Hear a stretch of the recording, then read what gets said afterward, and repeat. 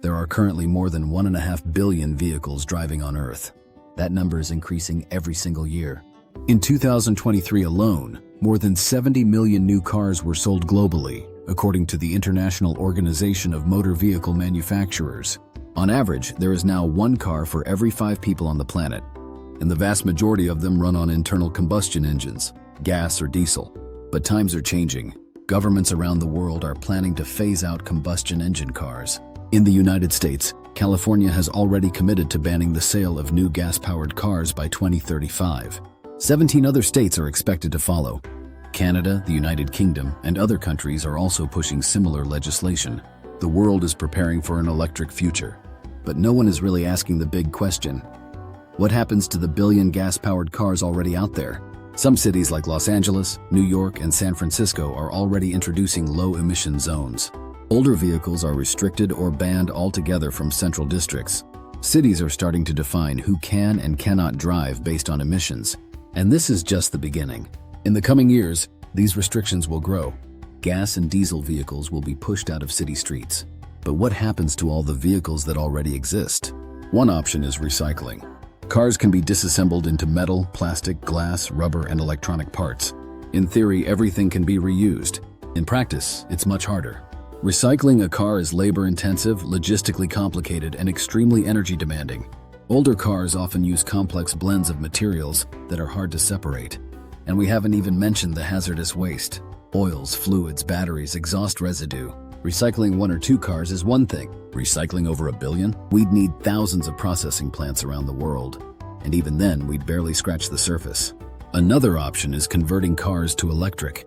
Some companies offer conversions, swapping out the engine, adding a battery, reprogramming the software. But it's not cheap. Converting a single gas car to electric can cost between $10,000 to $20,000, and that's on the low end. Smaller cars often don't have space for a modern battery.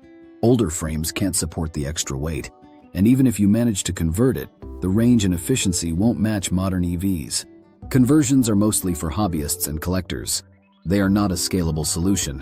What about exporting old cars? This is already happening. Hundreds of thousands of used vehicles are shipped every year from North America and Europe to developing countries, especially in Africa, Southeast Asia, and South America. But many of these vehicles are in poor condition. They lack emission filters. They come without maintenance history. They pollute more. They crash more. And they create more infrastructure burden in places already struggling. We're not solving the problem. We're just dumping it elsewhere. There are other ideas too. Companies like Porsche and Audi are investing in synthetic fuels, also known as e-fuels, made from captured carbon dioxide and hydrogen. In theory, they allow combustion engines to operate with 0 net emissions. But there's a big problem. They're expensive, up to $4 per liter, and producing them consumes massive amounts of energy. For now, e-fuels are limited to luxury cars, racing, or aviation. For the average driver, it's more science fiction than reality.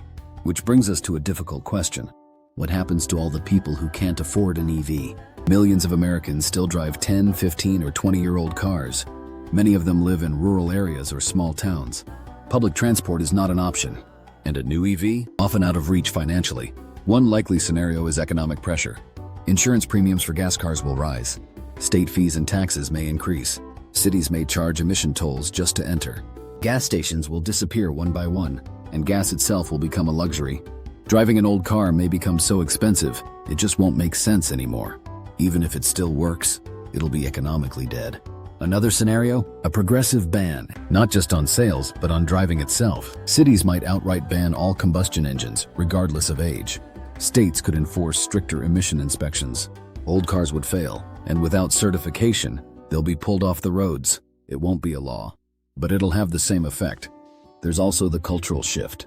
Combustion engines may soon be seen as socially unacceptable, just like smoking.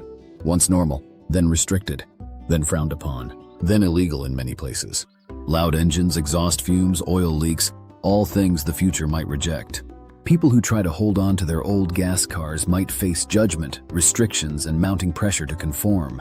So what do? No one has a clear answer. Governments talk about scrappage programs, cash for clunkers. But how do you fund that at the scale of over 1 billion cars? There's talk of shared electric fleets, robotaxis, public EVs on demand. But most of that is still experimental, and none of it addresses the people who still need a reliable, affordable car today. The transition to electric vehicles isn't just a technological shift, it's a social and economic upheaval, and it will affect everyone, not just in cities, but across the entire country. The end of combustion engines won't be fast, and it won't be easy, but it is inevitable. Restrictions are coming, and the 1.5 billion cars already driving today will become the defining problem of the transition. Not in the future, but soon. At gas stations, in your garage, in your city. The question is no longer if we stop using gas cars. The question is what we do with everything they leave behind. Subscribe our channel for more videos.